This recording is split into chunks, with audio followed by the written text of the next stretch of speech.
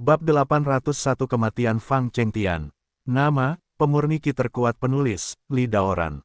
Plus matikan mengatur ulang. Perwakilan keluarga yang sedang berdiskusi dengan antusias menoleh dan melihat ke arah sumber suara. Dua sosok muncul di puncak tangga. Itu adalah sepasang pria dan wanita muda, keduanya mengenakan jubah biru. Keduanya menatap Fang Yu dengan mata memerah, mata mereka penuh kebencian. Banyak orang langsung mengenali identitas pasangan tersebut. Gadis itu adalah putri kecil dari keluarga Wei, Wei Ziling. Pria itu adalah salah satu dari tiga arogansi keluarga Wei, Wei Tian, yang termuda. Melihat sepasang kakak beradik ini muncul, wajah perwakilan keluarga sedikit berubah. Setelah mengalami pukulan dan kehilangan yang begitu besar, mereka mengira keluarga Wei tidak akan mengirimkan perwakilannya untuk berpartisipasi dalam pertemuan hari ini. Di luar dugaan, pesta tetap datang. Wei Ziling seharusnya mengucapkan kalimat itu sekarang. Wang Wenshan berdiri, memandang Wei Tian dan Wei Ziling, dan berkata, "Kalian berdua, bisakah kalian menjelaskan lebih lanjut apa yang baru saja kalian katakan?"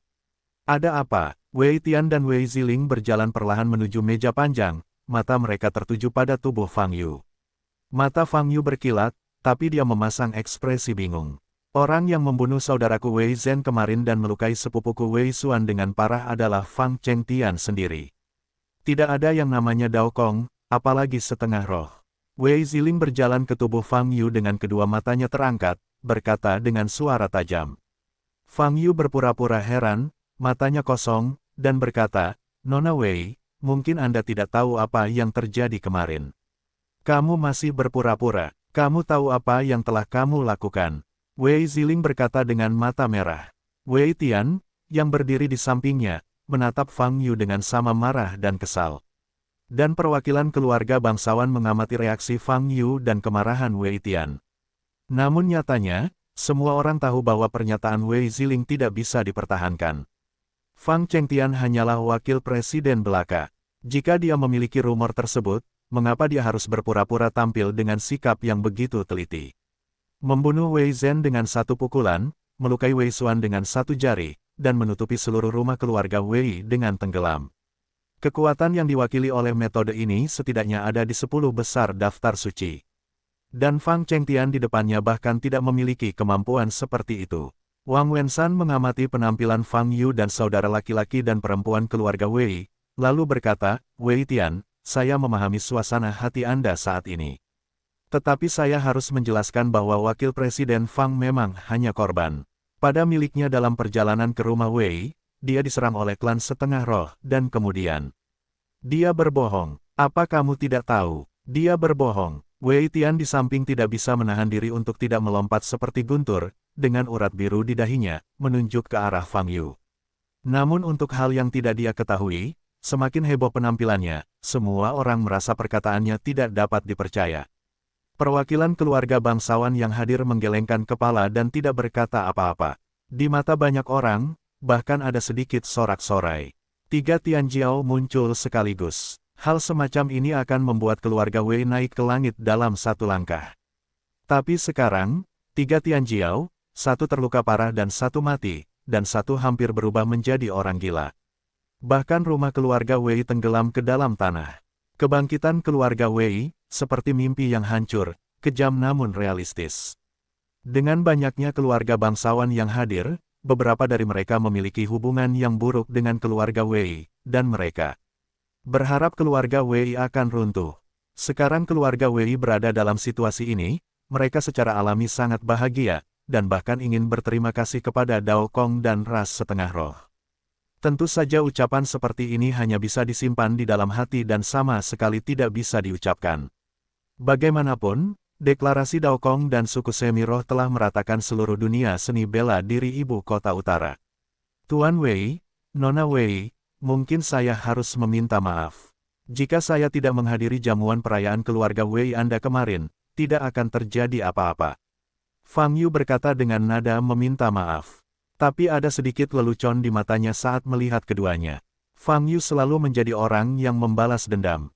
Awalnya, dia tidak bermaksud apa-apa bagi keluarga Wei, tapi ingin pergi ke keluarga Wei untuk makan. Namun saudara dan saudari keluarga Wei hanya ingin memprovokasi dia, bahkan menggali lubang, mencoba memasukkannya ke dalam. Kalau begitu, jangan salahkan Fang Yu karena menggunakan lubang ini untuk menguburkan seluruh keluarga Wei mereka, termasuk Semiroh, berlomba di belakang mereka. Saat saudara dan saudari keluarga Wei muncul, Fang Yu sudah menemukan akhir yang sempurna untuk adegan ini. Sekarang, segala sesuatunya bergerak ke arah yang telah ditetapkannya semula. Dasar anjing, aku akan membunuhmu, aku akan membunuhmu. Wei Tian meraung, napasnya meledak, dan dia ingin Yu mengambil tindakan. Ledakan, detik berikutnya, Wang Wensan di samping langsung menembak. Dia meraih ke depan dengan kedua tangannya, melepaskan ledakan paksaan dan menekannya di atas kepala Wei Tian dan Wei Ziling. Mereka pingsan dengan kelopak mata tergulung. Mereka terlalu emosional, sebaiknya jangan datang ke pertemuan hari ini, suruh mereka kembali. Wang Wensan berkata dengan tenang. Dua rombongan berlari dari belakang. Wakil Presiden Fang, mohon jangan pedulikan apa yang baru saja terjadi. Pertemuan kita akan dilanjutkan, kata Wang Wensan.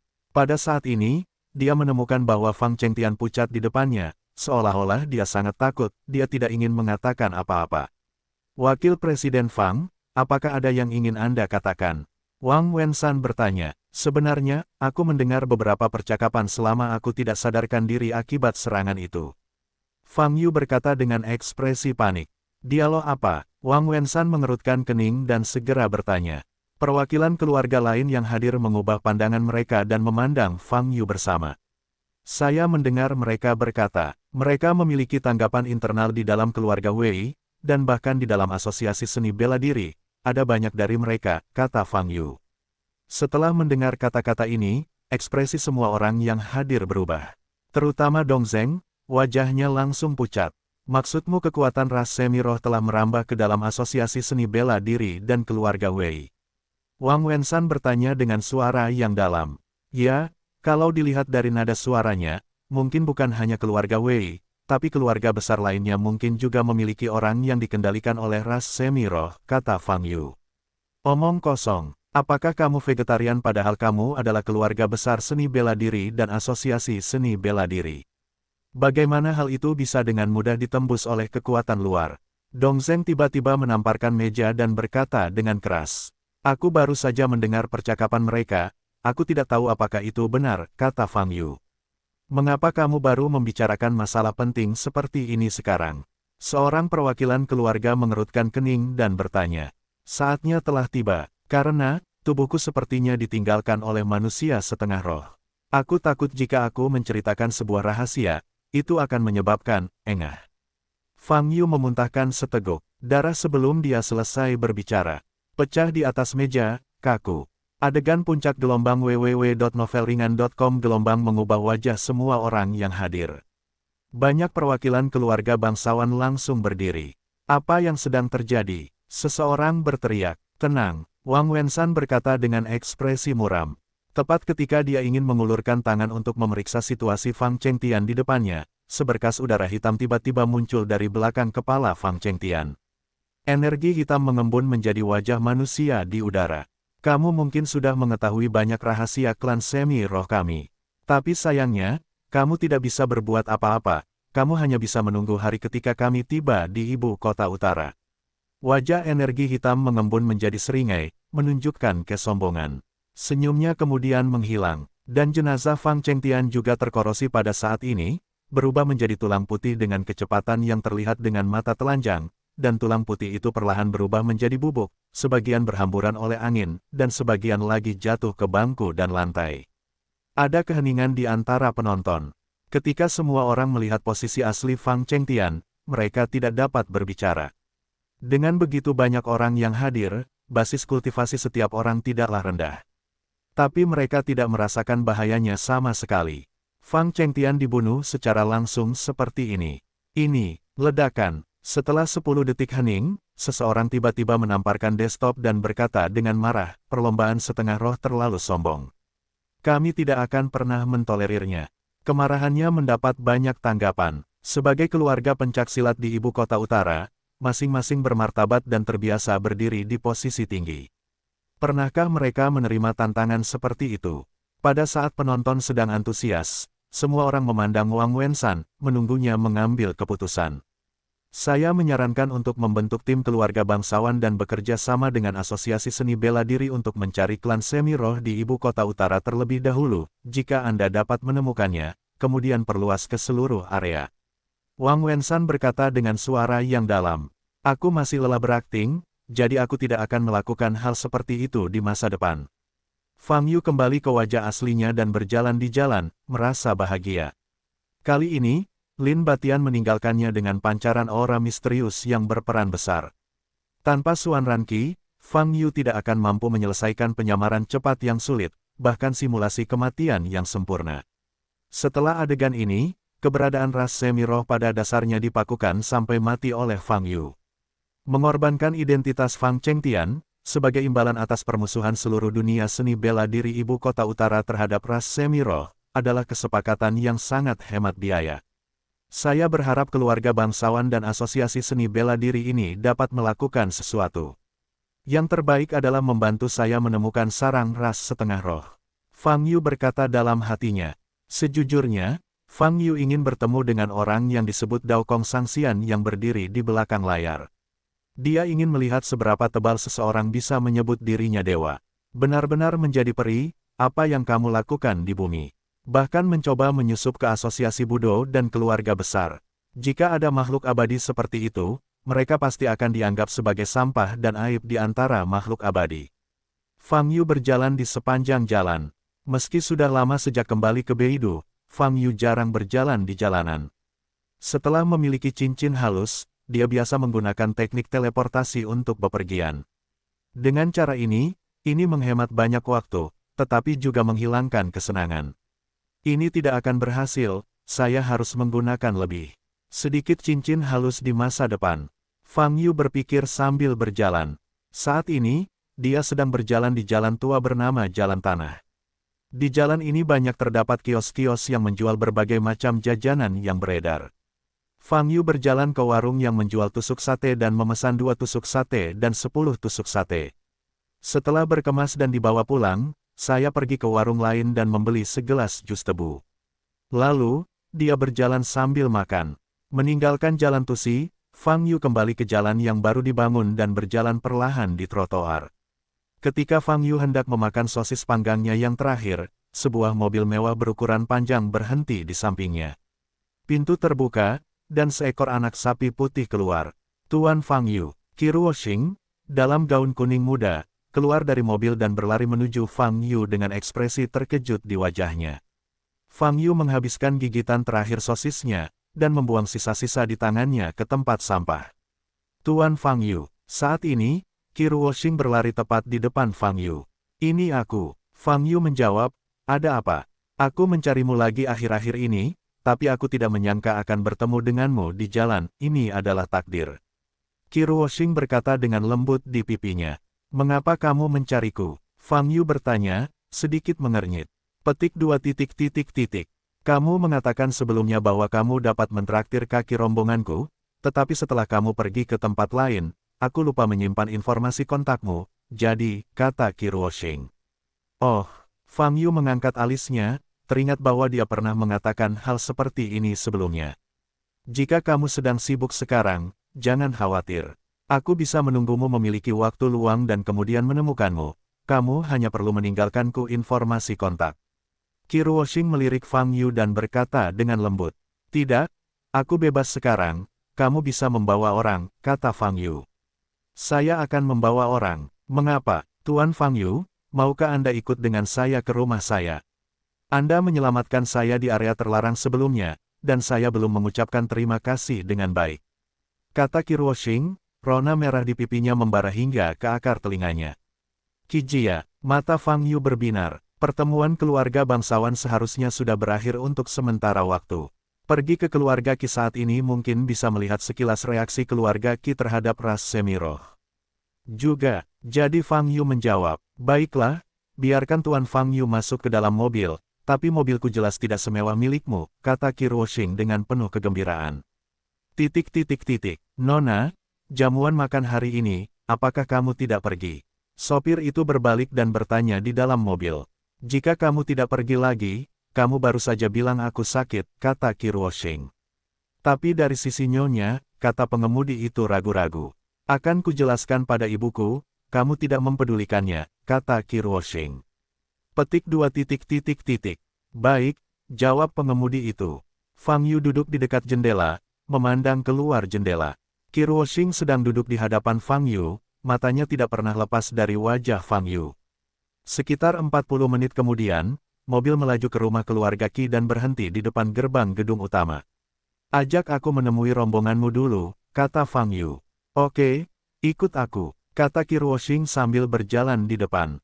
Sepanjang jalan, saya bertemu banyak pelayan. Mereka semua terkejut saat melihat Qi Ruoxing mengikuti seorang pemuda. Segera, Qi Ruoxing membawa Fang Yu ke kamar tempat rombongan Xiaoxi sedang memulihkan diri. Merindukan, Xiaoxi sedang duduk di tempat tidur sambil melihat buku, dan ketika Qi Ruoxing muncul, dia langsung memberi hormat. Saya menemukan Tuan Fang Yu, dia dapat membantu Anda menyembuhkan kaki Anda.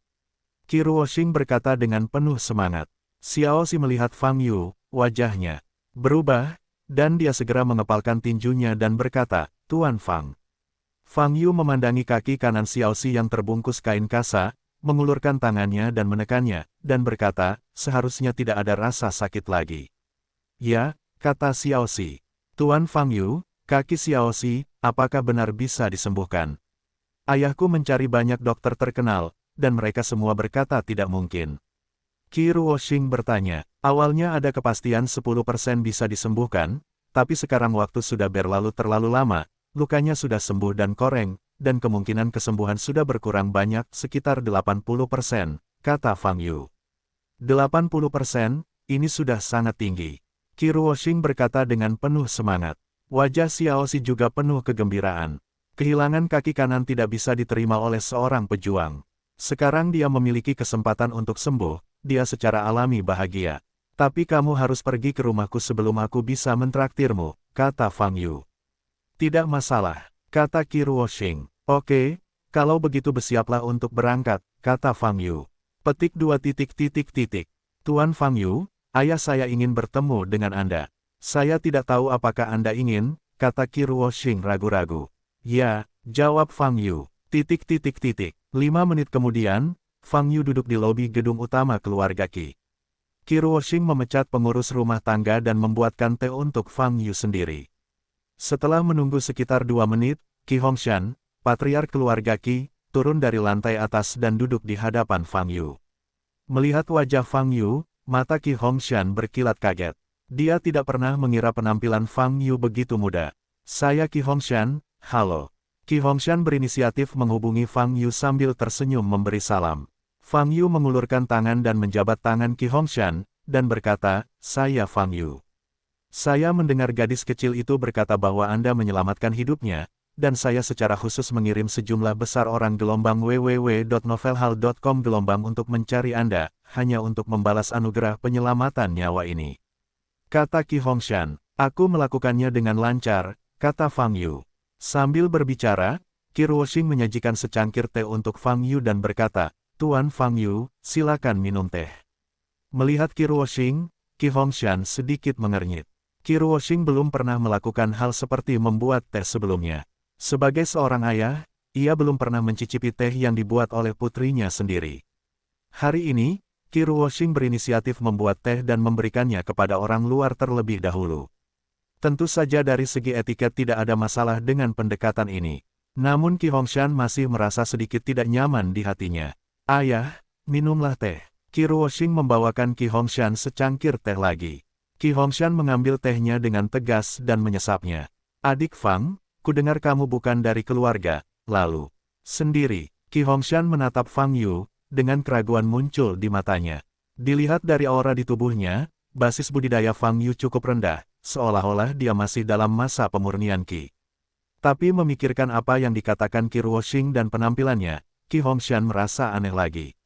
Putrinya, tidak perlu berbohong tentang hal semacam ini.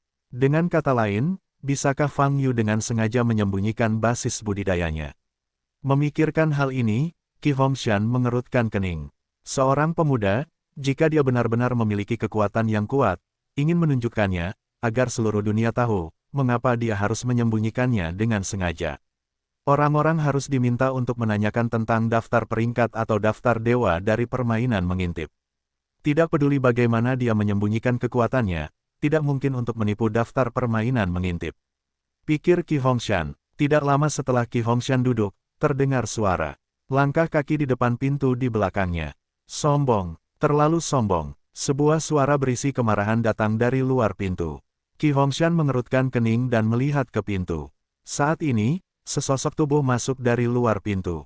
Ini laki-laki, Fang Yu bertemu dengannya di restoran Long Feng, dia adalah perwakilan keluarga Qi. Hong Yu, ada apa? Qi Hongshan bertanya. Qi Hong Yu melirik Fang Yu, tidak peduli, dan berkata dengan keras, "Kakak, kamu pasti tidak bisa menebak apa yang terjadi pada pertemuan keluarga tadi." "Apa masalahnya?" Qi Hongshan berdiri dan bertanya. "Fang Chengtian, wakil presiden Asosiasi Seni Bela Diri, dibunuh oleh klan Semi Roh di depan kita semua," kata Qi Hong Yu. "Fang Chengtian sudah mati, mengapa ras Semi Roh membunuhnya?" Qi Hongshan mengerutkan kening dan bertanya. Dia menceritakan sebuah rahasia. Pada titik ini, Qi Hong Yu melirik Fang Yu dan bertanya, "Saudaraku, siapa dia?" Qi Hongshan melirik ke arah Fang Yu dan berkata dengan nada meminta maaf, "Adik Fang, ada masalah penting yang ingin saya diskusikan di sini, jadi saya akan keluar dari perusahaan dulu. Jika ada yang harus Anda lakukan, Anda bisa memberitahu Ruoxing dulu." "Bagus," jawab Fang Yu. Qi Hongshan melirik Qi Ruoxing, lalu berjalan ke atas bersama Qi Hong Yu. Fang Yu melihat ke belakang keduanya yang naik ke atas, matanya sedikit berkedip. Dilihat dari sikap Qi Hong Yu, dia sudah percaya pada ras Semi Roh dan bersikap bermusuhan. Inilah efek yang diinginkan Fang Yu. "Baiklah, bawa Xiaoxi ke rumahku untuk berobat," kata Fang Yu. 5 menit kemudian, Fang Yu naik mobil khusus Qi Ruoxing lagi. "Tuan Fang Yu, di mana alamat rumah Anda?" Qi Ruoxing bertanya. "Beidou 101, jawab Fang Yu. 101, pengemudi sedang mengatur navigasi, lalu dia terkejut, menoleh, menatap Fang Yu dengan mata terbelalak, dan bertanya, "Beidou 101. Apakah kamu yakin kamu benar?" "Benar, kamu bisa berkendara ke sana saja," kata Fang Yu. Melihat reaksi pengemudi yang begitu banyak, Qi Ruoxing pun memikirkan apa itu Beidou No. 101. Tapi dia tidak bertanya, tapi matanya yang indah melebar, menatap Fang Yu, matanya dipenuhi kejutan. Di dalam gua yang redup. "Tuan Jiwa, situasi di ibu kota utara benar-benar di luar kendali. Fang Changsheng telah mengacaukan situasi. Keluarga besar seni bela diri telah mengadakan pertemuan dan bersiap membentuk aliansi untuk mencari orang-orang setengah roh kita di seluruh ibu kota utara dan bahkan seluruh wilayah." Seseorang berlutut di depan orang yang mengenakan jubah hitam dan berkata dengan cemas. Pria berbaju hitam itu tetap tidak bergerak dan tidak bereaksi. "Tuan Jiwa, banyak bidak catur kita yang tersisa di ibu kota utara berada dalam keadaan panik. Mereka tidak tahu harus berbuat apa, ingin mendapatkan instruksi." Orang itu melanjutkan, "Fang Changsheng, apa lagi yang kamu lakukan?" Pria berpakaian hitam itu bertanya perlahan, dengan nada marah yang tak ada habisnya. Fang Chengtian, dalam penyamarannya, pertama-tama mengatakan bahwa kekuatan kita telah menembus asosiasi seni bela diri dan keluarga besar, dan kemudian mati dengan kejam di depan perwakilan keluarga bangsawan. Petunjuknya mengarah langsung ke kita, pria itu berlutut di tanah berkata dengan tergesa-gesa, "Saat itu ada beberapa bidak catur yang hadir, tapi tidak ada peluang untuk ditebus." Pria berbaju hitam berdiri di sana tanpa mengeluarkan suara, tetapi aura dari tubuhnya menjadi semakin kuat. Hampir 1 jam perjalanan, mobil melaju ke gerbang Beidou No. 101. "Jangan mengemudi di dalam mobil, bawa saja orang ke dalamnya," kata Fang Yu. Setelah itu, dia keluar dari mobil bersama Xiaoxi dan Qi Ruoxing dan berjalan menuju gerbang. 2 gerbang batu berdiri di depannya. Hingga saat ini, Qi Ruoxing masih tidak percaya bahwa tempat tersebut adalah rumah Fang Yu. "Kakak," tapi saat ini, pintu perlahan terbuka. "Masuk." Fang Yu masuk bersama Qi Ruoxing dan Xiaoxi. Setelah berjalan beberapa meter ke dalam, Qi Ruoxing merasakan ringan di kakinya, dan seluruh tubuhnya tampak melayang di atas awan. Perasaan ringan ini berlangsung sekitar 3 detik. Saat kakinya jatuh kembali ke tanah, pemandangan di depannya berubah. Di depan saya ada mata air yang jernih. Berdiri di tempat ini, saya merasa sangat nyaman, dengan nafas kehidupan yang kuat mengalir ke wajah saya. Ini adalah, Qiruoxing memandangi mata air di depannya, matanya dipenuhi rasa terkejut. Ini adalah obat terpenting yang dibutuhkan untuk mengobati kakinya, kata Fang Yu. Setelah berbicara, Fang Yu memberi isyarat kepada Xiao Xi untuk duduk. Kemudian, dia membuka kain kasa yang membungkus kaki kanannya, memperlihatkan luka di sepertiga betis dan seluruh telapak kakinya. Saat ini, patah tulang telah sembuh total. Untuk menghindari rasa sakit, ayo buat kamu pingsan dulu, kata Fang Yu sambil mengangkat jarinya dan menyentuh dahi Xiao Xi. Xiao Xi langsung pingsan. Setelah itu, Fang Yu memadatkan pisau tajam dengan energi yang sangat besar. Sebelum menggerakkan pisaunya, Fang Yu mengangkat kepalanya dan melirik Qiruoxing. Pada saat ini, Qiruoxing sedang berjongkok di depannya, memperhatikan pedang Fang Yu dengan saksama. Mungkin akan sedikit sulit nanti, jadi kamu harus pergi ke tempat lain. Jangan khawatir, karena aku berjanji akan merawat kakinya dengan baik, aku tidak akan mengingkari janjiku, kata Fang Yu. Aku tidak takut kamu mengingkari janjimu, aku hanya ingin melihat apa yang ingin kamu lakukan. Qiruoxing dengan cepat menjelaskan. Kalau begitu terserah kamu, jangan ganggu aku nanti, kata Fang Yu. Setelah berbicara, Fang Yu memegang pedangnya dan mulai memotong. Untuk menyembuhkan kaki Xiao Xi, prinsipnya mirip dengan perawatan wajah Qin Yao terakhir kali. Pertama-tama keluarkan daging asli yang mati, lalu gunakan kekuatan hidup yang berkelanjutan untuk membantu daging dan darah tumbuh dan pulih dengan cepat.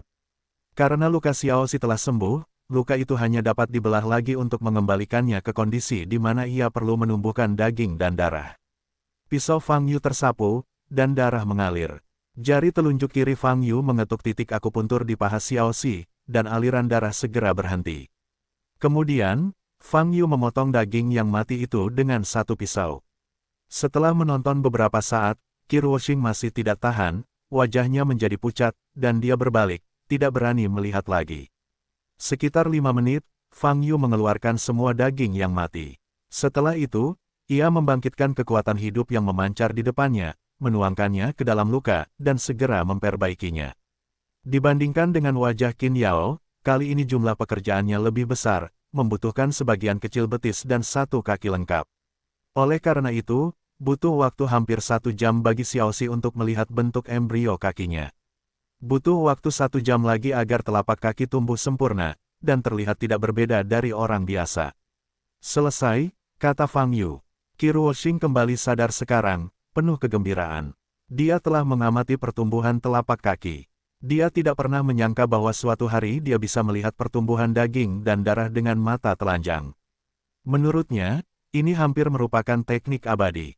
Qiruoxing mengusap matanya yang lelah gelombang www.novelringan.com gelombang dan melihat ke kaki kanan Xiao Xi lagi. Telapak kaki baru memang tumbuh dari area yang hilang. Tuan Fang Yu, terima kasih. Terima kasih banyak. Qiruoxing berkata dengan semangat, matanya memerah, tidak peduli hadiah apa yang kamu inginkan, aku bersedia, tidak perlu untuk saat ini, tapi aku punya permintaan. Fang Yu berkata, setelah kamu kembali, jangan beritahu orang lain, Beidou 101 adalah rumahku, oke? Petik 2 titik titik titik. Baiklah baiklah. Qiruoxing terkejut sejenak dan menjawab. Saat dia bangun, aku akan membiarkan seseorang mengirimmu pergi. Bila di tangan Fang Yu berubah menjadi seberkas cahaya dan kembali ke tubuhnya. Qiruoxing memandang Fang Yu dan bertanya, Tuan Fang Yu, bisakah kamu, tolong tinggalkan aku informasi kontak? Fang Yu berbalik, menggelengkan kepalanya, dan berkata, tidak. Wajah Qiruoxing berubah, dia menggigit bibir merahnya, dan berkata, kalau begitu, aku akan menemuimu nanti, jadi aku hanya bisa datang ke rumahmu untuk mencarimu. Seringkali, saya tidak berada di rumah, kata Fang Yu. Tapi, Qiruoxing tampak cemas dan ingin mengatakan sesuatu. Ledakan, saat ini, ada suara keras di atas kepala. Fang Yu segera mengangkat kepalanya dan memandang ke arah langit. Di udara, perisai cahaya biru samar berkedip-kedip. Alasan kebisingannya adalah seseorang ingin menyerbu Manshan. Mata Fang Yu sangat menakjubkan, dan dia melihat ke arah di udara. Beberapa bayangan muncul di tempat itu. Tuan, hal besarnya tidak bagus. Musuh asing telah menyerbu. Suara panik dari lonceng angin kecil terdengar di telinga Fang Yu. Di mata Qi Ruoxing yang terkejut, sosok mungil Xiao Fengling tiba-tiba muncul di depan Fang Yu. Tuan. Xiao Feng Caim hendak mengatakan sesuatu. Ledakan. Saat ini, terjadi ledakan lagi di udara. Aku akan naik untuk menyelesaikannya. Kamu pertahankan formasi pertahanan. Fang Yu berkata dengan dingin. Memanggil. Sebelum kata-katanya jatuh, sosok Fang Yu melintas dan terbang cepat ke udara. Dalam beberapa detik, Fang Yu bergegas keluar dari perisai. Dia melihat 10 monster memancarkan energi hitam tidak jauh dari sana, bersiap untuk tabrakan berikutnya dengan perisai. Wow, sosok Fang Yu melintas dan muncul di depan 10 monster ini. Ke-10 monster itu tampak aneh dalam penampilan, seperti landak yang semuanya ditutupi warna hitam, memancarkan suasana dingin. Bahkan jika Fang Yu muncul, mereka masih terbentur. Hati Fang Yu tergerak, mendesak Li Huo Jade di tubuhnya. Wow, gelombang api besar menghempas dan menelan 10 monster tersebut. Zilazi, suara panas datang dari kobaran api. 10 monster terbakar dalam beberapa detik, mengeluarkan untaian asap hitam, mengembun lagi di udara. Fang Yu mengerutkan kening, melihat asap hitam. Ini baru permulaan. Pada saat ini, suara yang dalam terdengar di telinga Fang Yu. Mendengar suara ini, Fang Yu menunjukkan senyuman di wajahnya dan berkata, akhirnya aku tidak bisa duduk diam. Kupikir kamu akan terus bersembunyi di kegelapan. Fang Changsheng, kamu memang sangat kuat, tapi keberadaan amarahmu tidak setingkat denganmu, kata suara itu. Bukankah itu hanya makhluk abadi di langit? Jika dia begitu kuat, dia seharusnya keluar untuk menghancurkanku sejak lama. Mengapa menunggu sampai sekarang? Fang Yu tertawa main-main. Sebelumnya, kamu tidak berada pada level itu. Tapi sekarang, kamu berhasil membuatnya marah. Suara itu berkata, mulai hari ini, mulai saat ini, kamu akan menjadi musuh nomor 1 ras semi-roh. Ini adalah kehormatan dan kemalanganmu. Kematian akan datang, kami bersumpah akan membuatmu merasakan sakit yang luar biasa di dunia. Setelah mengatakan ini, asap hitam di depannya menghilang. Fang Yu berdiri diam, matanya sedikit bergerak. Tampaknya Dao Kong dan ras semi-roh benar-benar cemas padanya. Tapi mendengarkan apa yang dia katakan, Dao Kong masih tidak bermaksud untuk bergerak. Dengan kata lain, Dao Kong masih memiliki kartu hall yang bisa dia mainkan, apakah itu? Fang Yu menyipitkan mata, dan berkata pada dirinya sendiri. Di dunia lain, tergantung di gunung. 9 langit, perintah master telah turun, ketika kamu telah menyelesaikan fusi Tai Sui Jia. Tubuh bagian atas pria itu telanjang, dan dia mengenakan baju besi dengan cahaya cemerlang dan berwarna-warni. Jika dilihat lebih dekat, terlihat bahwa armor tersebut terdiri dari sisik yang tak terhitung jumlahnya, dan warna cahaya dari setiap sisik berbeda, sehingga armor tersebut terlihat sangat cantik. Pada saat yang sama, armor ini berbeda dengan armor biasa, tidak dipakai di luar, tetapi langsung tertanam di dalam tubuh. Namun saat ini, penyematannya belum selesai, dan sebagian besar masih tertinggal di dalam bodi. Keduanya berdiri saling berhadapan. Wajah pria berbaju hitam ditutupi kain hitam, dan dia tidak bisa melihat wajah aslinya, tapi di antara matanya yang terbuka, pupil kuningnya cukup menonjol. Mata Jiu Kong di depan pria kulit hitam itu juga berwarna kuning. Begitu, ini akan memakan waktu lama, kata Jiu Kong. Tuannya sangat marah. Perjalanan ini hanya akan berhasil, bukan gagal. Jika Anda dapat kembali dengan kepala Fang Changsheng, Tuan pasti akan memberi Anda hadiah yang besar, kata pria berbaju hitam. Saya tahu bahwa saya akan mengikuti instruksi guru untuk membunuh Fang Changsheng. Di pupil kuning Jiu Kong, ada gelombang. Sisik armor yang tertanam di dalam daging memancarkan cahaya yang lebih menyilaukan. Fang Yu kembali ke tanah, dan Ye Sengsui juga datang, berdiri di samping Xiao Fengling. Qi Ruoxing memandang Ye Sengsui dan kemudian ke angin kecil yang berpadu, matanya dipenuhi keraguan dan kejutan. Tuan, siapa yang mengirim para pemberani itu? Xiao Feng Caim tahu bahwa monster-monster itu telah terbunuh, kepanikan di wajahnya menghilang, digantikan oleh keganasan dan dominasi. Perlombaan semi-roh, jawab Fang Yu. Semi-roh, apa itu? Xiao Fengling bertanya dengan bingung.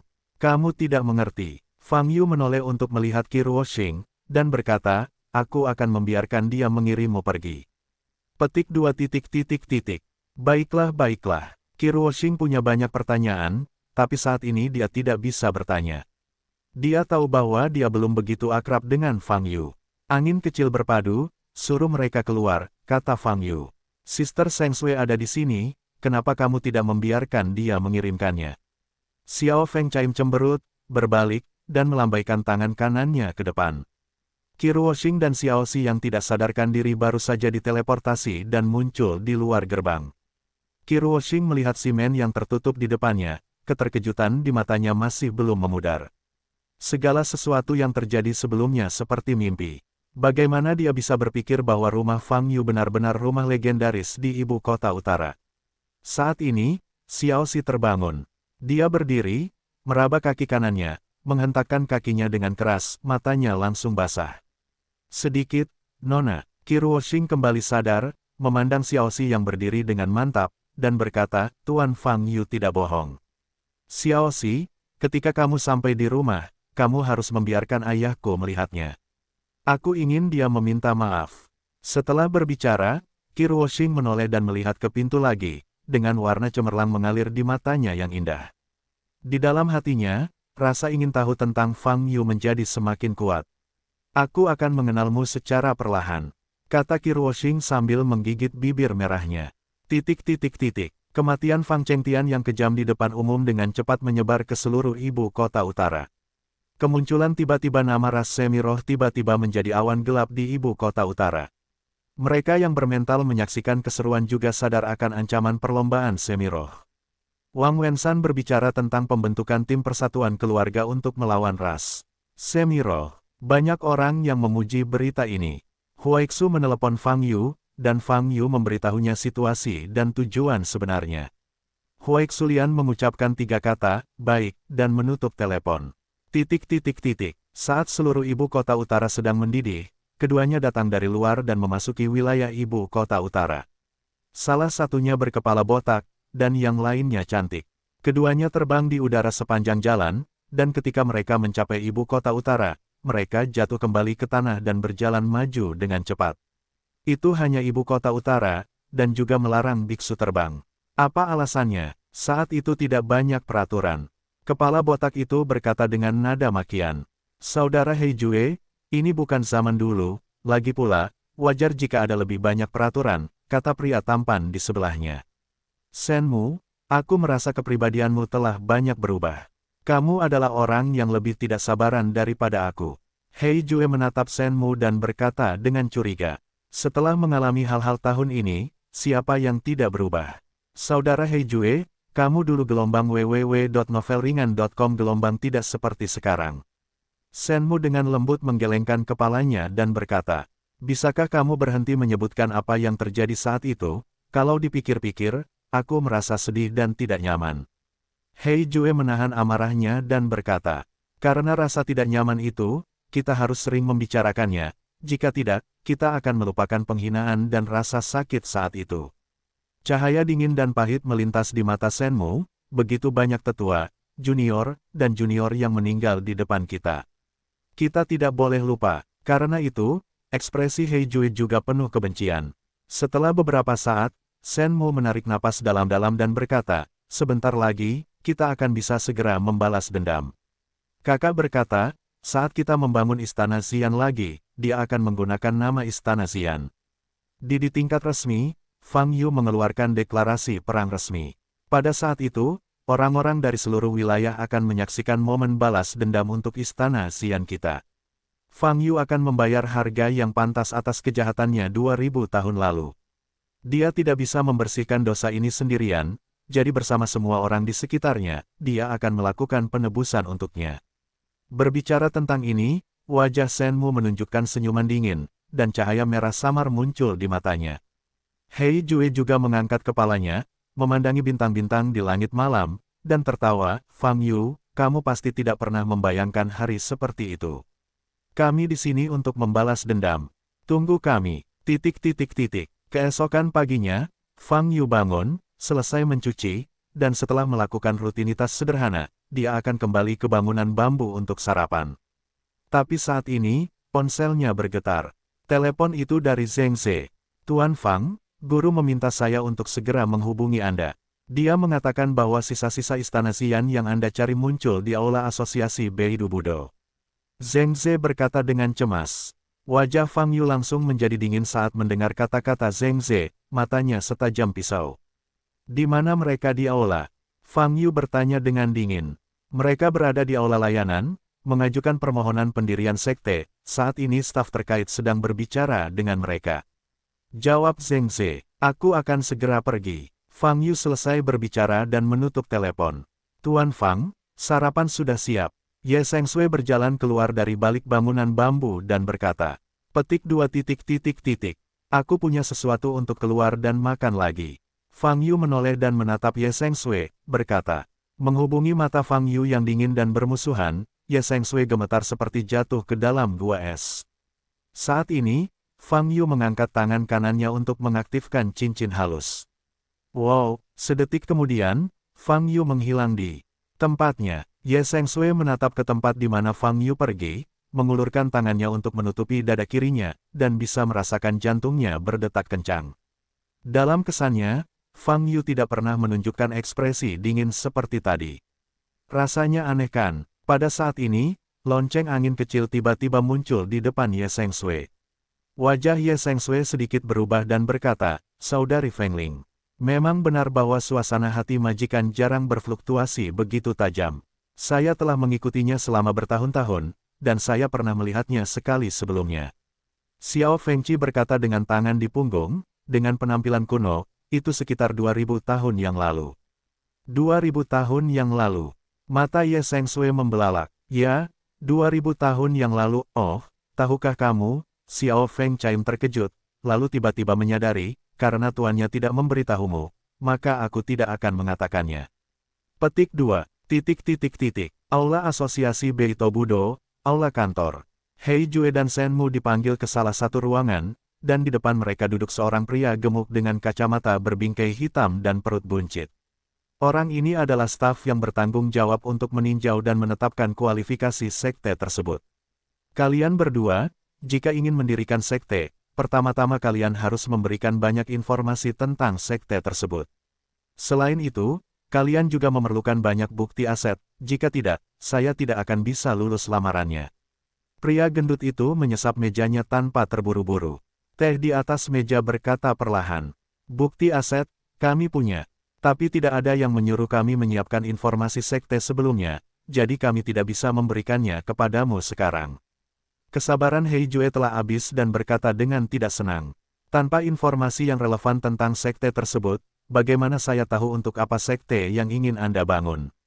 Ini suatu keharusan, dan kamu harus menyiapkannya tanpa orang lain menyebutkannya.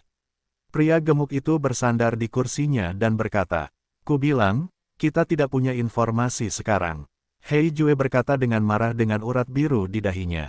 Meski Hei Jue berpenampilan galak, pria gendut itu tetap percaya diri. Ini adalah asosiasi Beidou Budo. Jika Anda berani membuat masalah di sini, Anda pasti akan membayar mahal. Saya tidak peduli jika Anda memilikinya. Lagi pula, jika saya tidak melihat informasi yang relevan, saya tidak akan lulus tinjauan, dan Anda tidak akan mendapatkan izin untuk mendirikan sekte tersebut.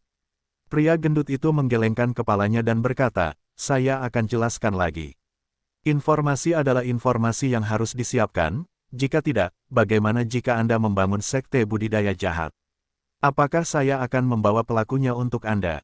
Bang! Hei Jue tiba-tiba menamparkan meja, menunjuk ke hidung pria gendut itu dan berkata dengan marah, kamu bilang istana Xian kita adalah sekte perbaikan yang jahat. Lemak di wajah pria gendut itu bergetar, dan dia berkata, jika kamu berani main-main, aku akan segera meminta penjaga untuk mengirimmu keluar. Kamu bahkan tidak ingin mengajukan pendirian sekte di masa depan.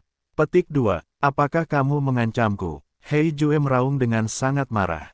Kali ini, Shen Mu mengulurkan tangannya dan menarik Hei Jue kembali. Hei Jue masih menatap pria gendut itu dengan marah. Meskipun pria gendut itu memiliki keyakinan di dalam hatinya, dia masih sedikit takut. Tuanku, kami sangat membutuhkan izin. Tetapi sebenarnya tidak ada cara untuk mengatur informasi sekte untuk Anda dalam waktu singkat. Namun, kami benar-benar memiliki banyak aset. Lihat, apakah ada cara lain? Shen Mu bertanya sambil tersenyum. Di antara kata-katanya, Tangan kanan Shenmu bersinar dengan semburan cahaya, dan tas penyimpanan muncul di tangannya. Shenmu tersenyum tipis, dan meletakkan tas penyimpanan di depan meja Fatih.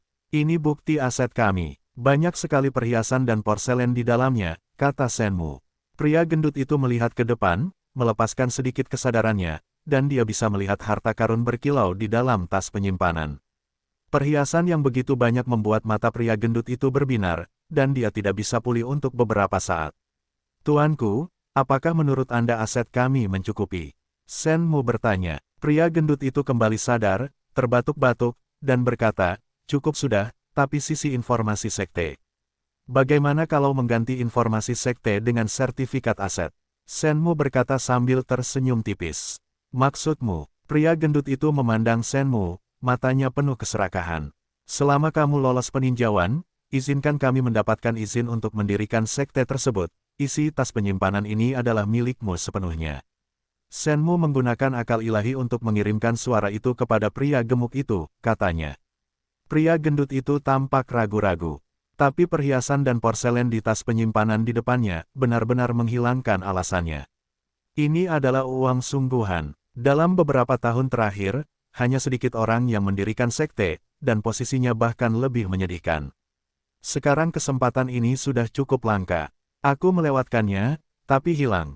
Yah, menurutku tidak mudah bagimu untuk datang ke Beidou dari jarak jauh, jadi aku akan memberimu pengecualian. Pria gendut itu berkata dengan ekspresi malu. Terima kasih Pak, Shenmu berkata sambil tersenyum, dan menatap Hei Jue di sebelahnya. Hei Jue memandang pria gemuk di depannya, ingin menghancurkan kepalanya dengan pukulan. Namun dia tahu bahwa sekarang dia harus ditahan, karena ini adalah tugas yang diberikan kepada mereka oleh kakak laki-lakinya. Istana Xian harus dibangun kembali dengan cara yang adil, agar dapat memenuhi harapan para tetua. 5 menit kemudian, Shenmu dan Hei Jue meninggalkan aula asosiasi Budo dengan membawa sebuah dokumen. Keduanya berjalan maju berdampingan, dan segera meninggalkan aula dan berjalan di trotoar. Shenmu, bisakah kita pergi sekarang? Hei Jue bertanya. Baiklah, saya harus mengambil kembali dokumen ini secepat mungkin dan memberikannya kepada Asosiasi Seni Bela Diri setempat sehingga kita dapat secara resmi mulai membangun kembali Istana Xian, kata Shenmu. Saya ingin tinggal di sini selama beberapa hari lagi. Bagaimanapun, ibu kota utara adalah tempat terdekat dengan dunia budidaya abadi di seluruh wilayah, kata Hei Jue. Ayo lagi lain kali, tunggu sampai kamu kembali untuk mendirikan Istana Api Ungu, dan balas dendam berhasil. Shenmu tersenyum, ketika Fang Yu meninggal, seluruh dunia seni bela diri tidak memiliki saingan dengan kita. Novelhal.com Kalau begitu pergilah lebih cepat dan segera tinggalkan Beidou, aku ingin terbang di udara. Kata Hei Jue. Seperti yang mereka katakan, mereka berjalan maju dengan cepat.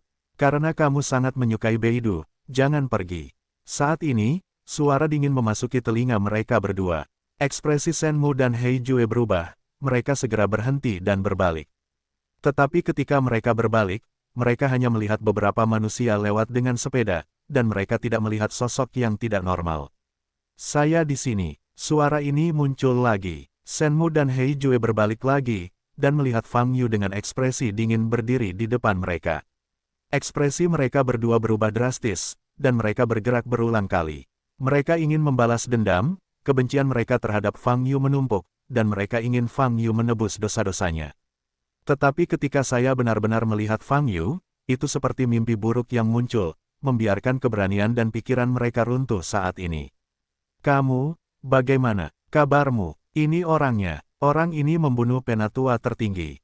Orang inilah yang membunuh dan membantai ribuan murid dan tetua di Istana Xian selama 7 hari 7 malam, dan menghancurkan Istana Xian yang telah diwariskan selama ribuan tahun. Dia adalah mimpi buruk para murid Istana Xian yang masih hidup, dan objek kebencian mereka. Meskipun Fang Yu diketahui masih hidup di pagi hari, pada saat ini, mereka benar-benar bertemu. Mereka masih merasakan ketakutan yang luar biasa. Aku sudah lama mencarimu, Fang Yu berkata dengan mata dingin dan seringai di wajahnya, harus kukatakan, kamu bersembunyi dengan baik. Jika kamu tidak mengambil inisiatif untuk muncul, akan sangat sulit bagiku untuk mengunci posisimu. Setiap kata dalam kalimat ini mengandung pembunuhan yang kejam, langsung menyentuh hati. Shenmu dan Hei Jue tidak dapat berbicara, mereka terus mundur. Bukankah kamu baru saja mengatakan ingin balas dendam? Aku berdiri di depanmu sekarang, kenapa kamu belum memulainya? Kata Fang Yu. Di antara kata-kata itu, tekanan kuat dilepaskan dari Fang Yu. Shenmu dan Hei Jue hanya merasa sesak, dan hanya bisa berdiri diam, tidak bisa bergerak. Bahkan berdiri teguh pun sangat sulit bagi mereka. 2000 tahun yang lalu, aku bisa membunuhmu istana api ungu dari atas ke bawah dengan kekuatanku sendiri. Fang Yu berkata dengan tenang, 2000 tahun kemudian, kamu masih memikirkan cara membalas dendam. Haruskah aku mengatakan bahwa kamu pemberani, atau kamu memiliki otak yang buruk? Menghadapi sarkasme Fang Yu, Shenmu dan Hei Jue tidak berkata apa-apa, kaki mereka gemetar.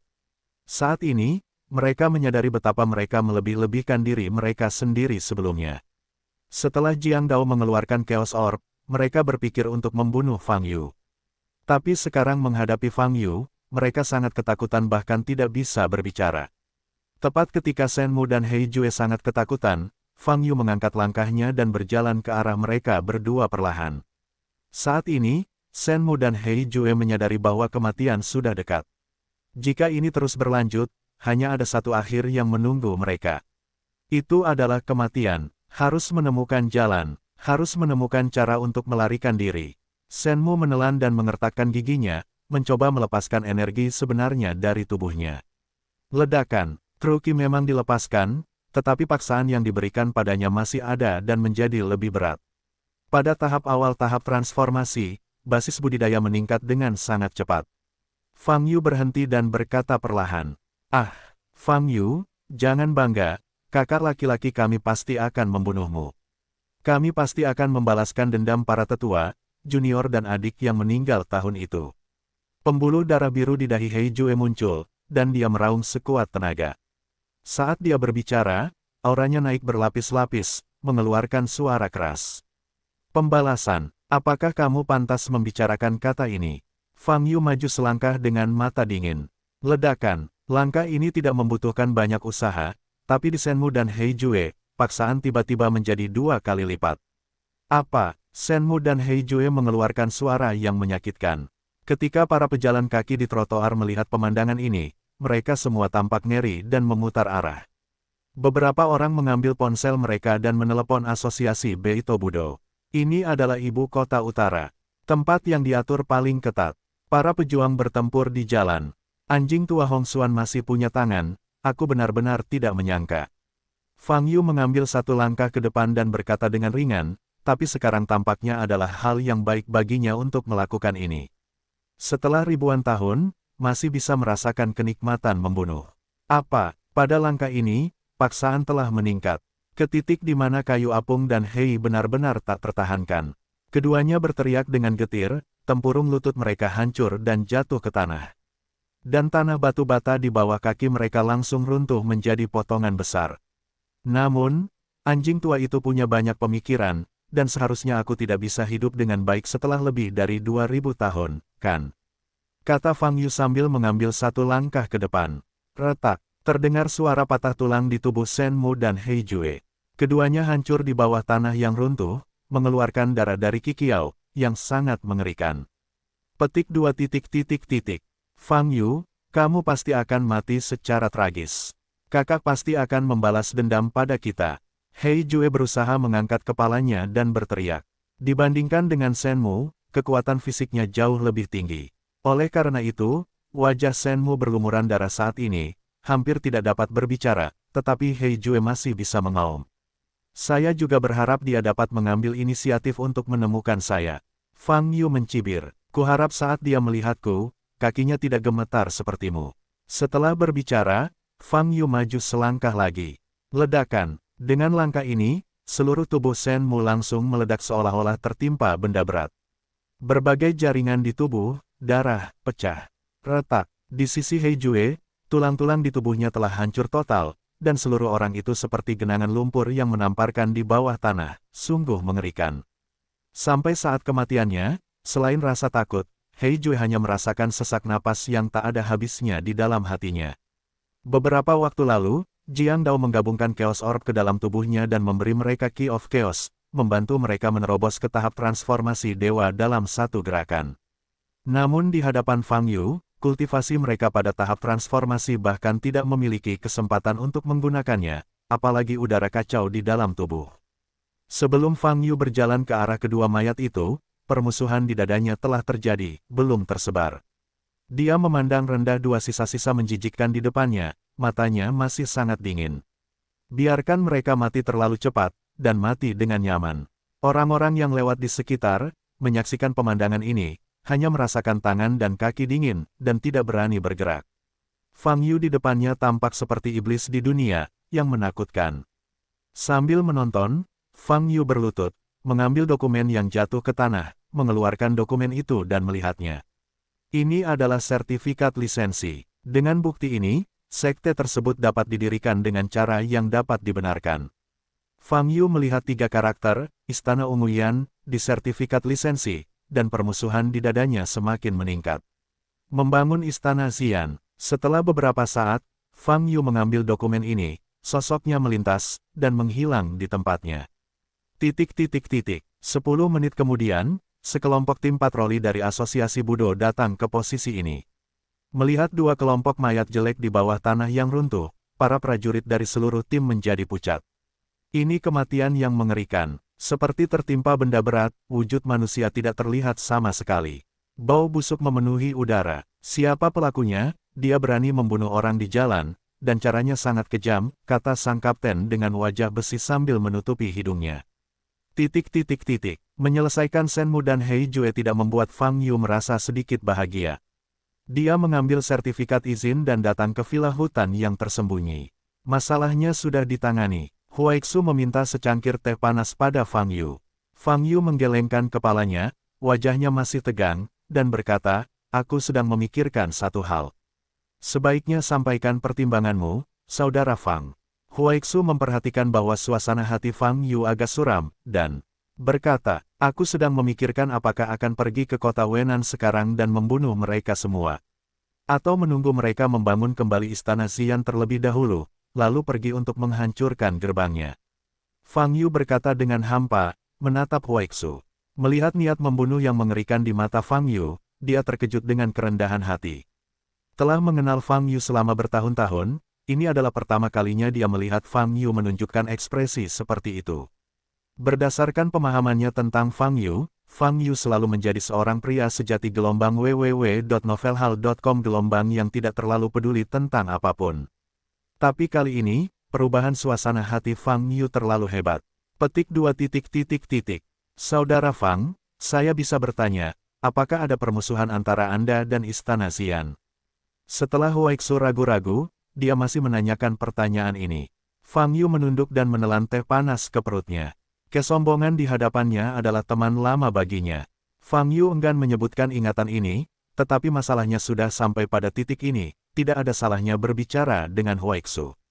Fang Yu berkata dengan sangat singkat, tetapi pada dasarnya merangkum keseluruhan prosesnya. Pada awalnya, Tiandaomen sebagai sekte independen selalu tidak terbantahkan. Sampai saat itu, seorang penatua mengajak lebih dari selusin murid perempuan untuk berlatih. Saat bertemu dengan murid Istana Xian, dia dihina dan kemudian dibakar untuk menghilangkan barang bukti. Seorang murid perempuan yang masih hidup kembali dan menceritakan keseluruhan kisahnya, Fang Yu bergegas ke Istana Xian dengan pisau, memenggal lebih dari 10 tetua, dan melukai kepalanya dengan serius.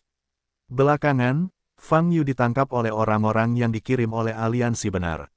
Aliansi Jalan Benar menyatakan bahwa kesalahan yang dilakukan oleh Istana Xian pasti akan dihukum, tetapi kesalahan Fang Yu juga perlu dihukum berat. Akibatnya, Fang Yu dipenjara di penjara gunung selama 200 tahun. Di pihak Istana Xian, karena tidak ada bukti yang dikumpulkan, ditambah dengan berbagai faktor sekte Yipin, mereka tidak menerima hukuman yang pantas mereka terima, dan Aliansi Benar hanya memberikan peringatan lisan. Dalam 200 tahun terakhir, perang sekte pecah di dunia budidaya. Kepala Istana Xian menyimpan dendam terhadap Fang Yu, dan memanfaatkan kekacauan tersebut untuk membawa murid-muridnya membunuh sekte surgawi, membantai semua orang di sekte tersebut, dan menggunakan api ungu untuk membakar segala sesuatu yang terlihat benda. Setelah Fang Yu keluar dari penjara, dia kembali ke gerbang Dao Surgawi dan hanya melihat tempat mati yang hangus setelah mendengarkan narasi Fang Yu, matanya penuh dengan keterkejutan. Dia awalnya mengira bahwa pria kuat seperti Fang Yu akan berjalan lancar dari awal pertumbuhannya hingga saat ini. Sekalipun Anda mengalami kemunduran, hal itu hanya bersifat sementara dan dapat diselesaikan dengan mudah. Tapi saya tidak berpikir bahwa Fang Yu benar-benar menderita kesakitan karena pemusnahan di masa lalu. Rasa sakit seperti ini, yang belum pernah dialami Huaixu sebelumnya, dan tidak dapat berempati. Dia hanya bisa mengetahui dari niat membunuh dingin di wajah Fang Yu seberapa besar pengaruh insiden ini terhadap Fang Yu. Jadi, menurutmu apa yang harus aku lakukan sekarang? Fang Yu memandang Huaixu dan bertanya. Huaixu melihat sekilas file di tangan Fang Yu, menggelengkan kepalanya, dan berkata dengan nada meminta maaf, Saudara Fang, maafkan saya. Saya tidak bisa memberi Anda nasihat. Tidak apa-apa, kamu anggap saja ini terjadi padamu. Pendekatan mana yang akan kamu pilih? Fang Yu bertanya, aku harus membiarkan mereka membangun kembali istana Xian, dan kemudian pergi untuk menghancurkan sekte tersebut, biarkan mereka sekali lagi mengalami rasa sakit karena dihancurkan. Huaixu berkata dengan ragu-ragu, di usia Huaixu, dia tidak punya niat membunuh. Tapi setelah dia memasukkan dirinya ke dalam identitas Fang Yu, apa yang dia pikirkan, jelas tidak baik. Apa yang dilakukan Istana Xian layak untuk membalas dendam. Maka lakukanlah. Fang Yu meletakkan lisensi di meja Huaixu dan berkata, Anda mengirimkan lisensi ini ke Asosiasi Seni Bela Diri Wenan, dan biarkan mereka memberitahu kelompok sisa-sisa Istana Api Ungu bahwa mereka dapat mendirikan sekte. Pintunya tertutup. Petik 2. Oke, kata Huaixu sambil mengambil file lisensinya. Setelah sekte mereka didirikan, segera beritahu saya, kata Fang Yu. Yah. Aku akan mengirim seseorang untuk memperhatikan, kata Huaixu. Fang Yu mengangguk, menundukkan kepalanya dan menuang secangkir teh untuk dirinya sendiri. Meskipun sulit untuk menahan permusuhan, Fang Yu bersedia melakukannya untuk menimbulkan rasa sakit yang paling luar biasa pada sisa-sisa Istana Api Ungu. Dosa yang dilakukan oleh Istana Xian, terlalu murah untuk dibunuh begitu saja. Biarkan mereka membangun kembali Istana Xian, dan kemudian menghancurkan sekte tersebut lagi dengan cara yang sama seperti tahun itu. Kali ini, Fang Yu akan memberi mereka pukulan terberat dan ketakutan terdalam. Setelah duduk beberapa saat, Huaixu berkata, Saudara Fang, saya akan secara resmi kembali ke panggung besok. Tidak buruk. Fang Yu mengangguk, dan berkata, sekarang Asosiasi Seni Bela Diri penuh dengan asap, kamu harus maju dan mengambil alih. Saya tidak peduli dengan ngengat di dalam. Kuncinya adalah semi-roh, kata Huaixu. Omong-omong, mereka sangat berani. Huaixu bertanya dengan sedikit perubahan wajah. Itu hanya beberapa boneka, mereka diledakkan oleh telapak tanganku, tapi orang yang memanipulasinya setelah itu meninggalkan beberapa patah kata untukku, kata Fang Yu. Apa katamu? Huaixu bertanya. Bukan apa-apa, tidak lebih dari hal-hal konyol dan kejam seperti menginginkan aku mati. Fang Yu berkata, saya tidak bisa melacak lokasinya melalui transmisi suara semacam ini, jadi tidak ada tindak lanjut. Wajah Huaixu serius, memikirkan sesuatu. Mereka harus segera mengirim seseorang untuk menemuiku lagi. Aku akan berusaha sebaik mungkin mengumpulkan lebih banyak informasi ketika itu terjadi, kata Fang Yu. Saudara Fang, jika mereka benar-benar mendatangimu, kamu harus memberitahuku.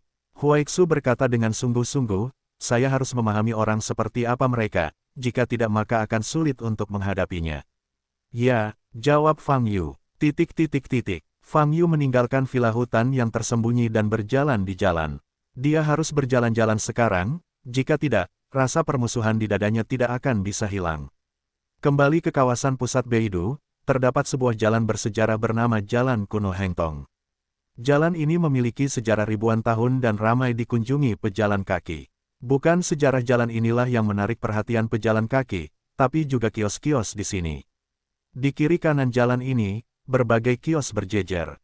Barang-barang yang dijual di warung tersebut berasal dari berbagai daerah, dan seringkali terdapat barang-barang khusus yang langka.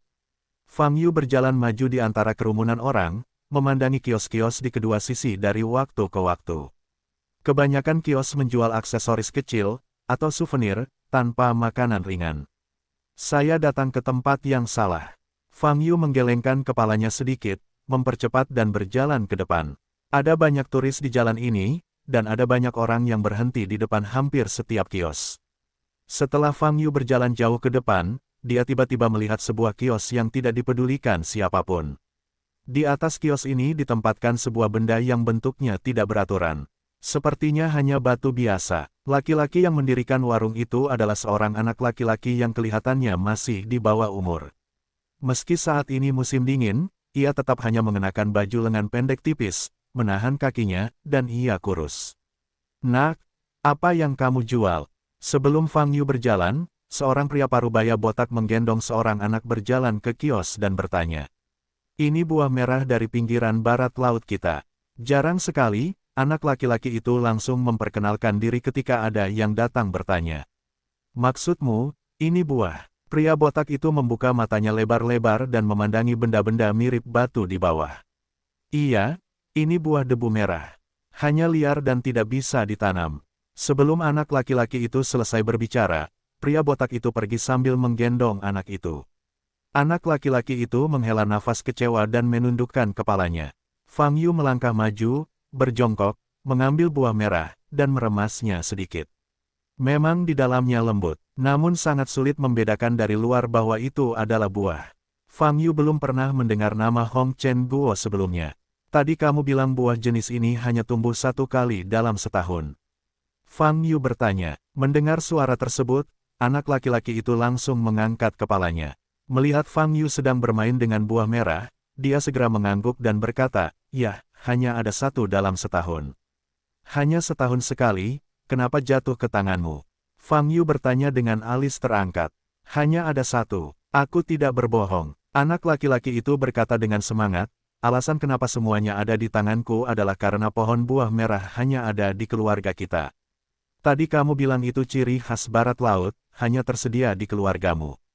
Fang Yu bertanya lagi. Anak laki-laki itu menatap Fang Yu, wajahnya yang gelap tampak ragu-ragu, tapi dia dengan cepat menjadi tegas.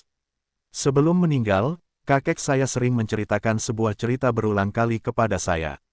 Ketika kakek saya masih kecil, dia pernah bertemu dengan seorang biksu dengan pakaian compang camping. Biksu itu melewati pintu dan meminta air dan makanan kepadanya.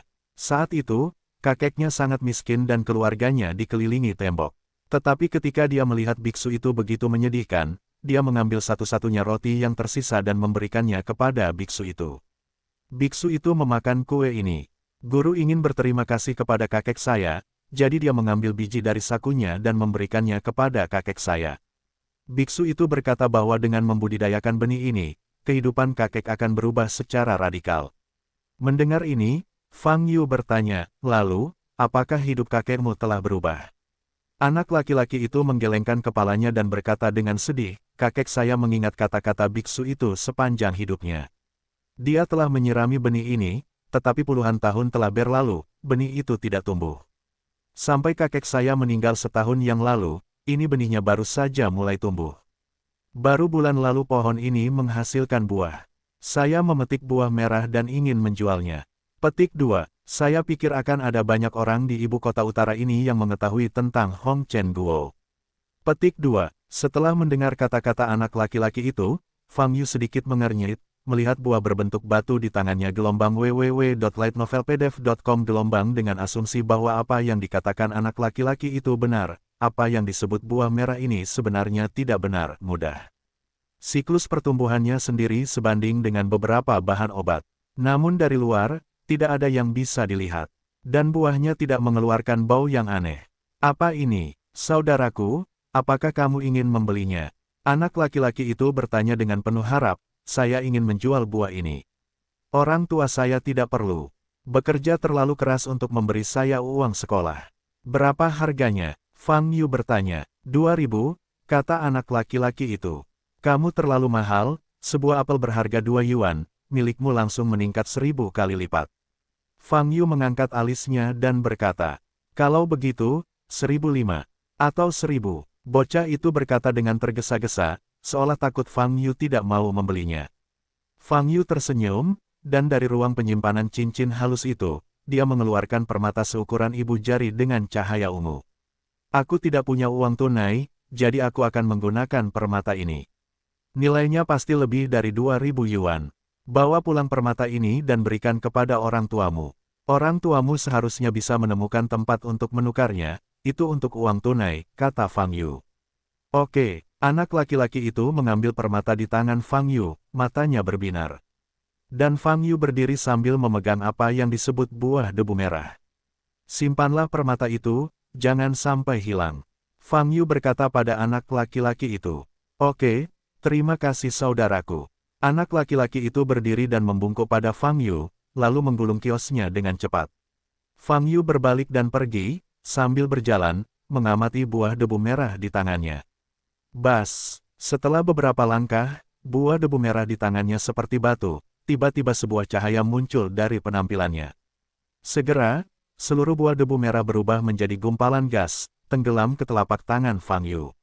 Fang Yu mengerutkan kening, tidak ada sensasi di tubuhnya, namun gas yang diubah oleh buah debu merah dengan mata telanjang masuk ke dalam tubuh. Fang Yu segera melihat ke dalam tubuhnya dan mencari setiap posisi di tubuhnya, tetapi tidak menemukan sesuatu yang aneh. Gas yang berubah menjadi buah debu merah seakan menghilang seperti ini. Bagaimana itu mungkin? Fang Yu mengerutkan kening dan mencari ke dalam lagi. Meridian, jiwa, daging dan darah, dan bahkan pembuluh darah, tidak ditemukan kelainan. Ini adalah hal yang sangat aneh. Fang Yu berpikir sejenak, menoleh, dan melihat ke tempat anak kecil itu mendirikan kiosnya.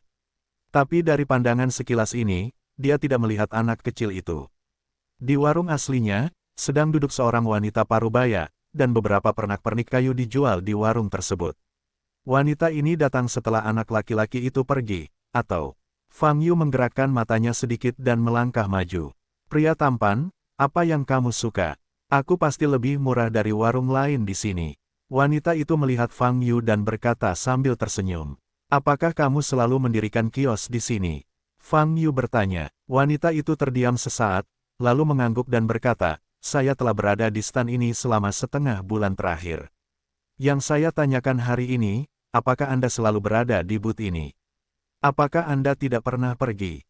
Fang Yu bertanya lagi. Wanita itu merasa pertanyaan Fang Yu aneh dan dia bingung, tetapi dia tetap menjawab, saya mendirikan kios di sini pada jam 9 pagi ini, dan saya tidak pernah pergi selama waktu itu. Apakah ada pelanggan tetap yang memperkenalkan Anda kepada kalau begitu, aku bisa memberimu diskon lagi. Fang Yu mengerutkan kening dan menatap wanita itu, tetapi tidak menemukan masalah. Wanita itu merasa bahwa Fang Yu salah, dan dia mengira dia telah bertemu dengan orang mesum atau gila, dan ekspresinya sedikit ketakutan. Tapi saat ini, Fang Yu berbalik dan pergi. Hong Chen Guo, anak itu. Apakah rangkaian kejadian yang terjadi sebelumnya hanyalah ilusi? Di dunia ini, apakah ada ilusi yang tidak bisa dilihat oleh Fang Yu? Mungkin ada, tapi apa tujuan pihak lain melakukan ini? Satu-satunya petunjuk yang bisa dilacak adalah apa yang disebut buah debu merah. Namun, setelah buah debu merah berubah menjadi gas dan menembus tubuh Fang Yu, buah itu tidak ditemukan lagi. Apa masalahnya? Fang Yu jarang menghadapi situasi membingungkan seperti itu. Tapi saat ini, dia benar-benar bingung. Dia tidak tahu apakah yang terjadi barusan adalah semacam ilusi, dia tidak tahu siapa yang menggunakan ilusi itu, atau apa tujuannya. Bahkan buah debu merah yang berubah menjadi gas dan menembus ke dalam tubuh pun tidak ditemukan. Fang Yu mengerutkan kening, berjalan maju perlahan sambil berpikir. Keesokan paginya, sebuah berita menyebar dengan cepat ke seluruh dunia seni bela diri ibu kota utara. Ketua dari 4 kelompok besar, pemimpin bijak kelima Huaixu, secara resmi mengakhiri retret dan kembali ke posisinya. Bagi dunia seni bela diri ibu kota utara, ini tidak diragukan lagi merupakan berita hangat. Status Huaixu cukup tinggi, dan pengaruhnya tidak terbatas pada asosiasi seni bela diri.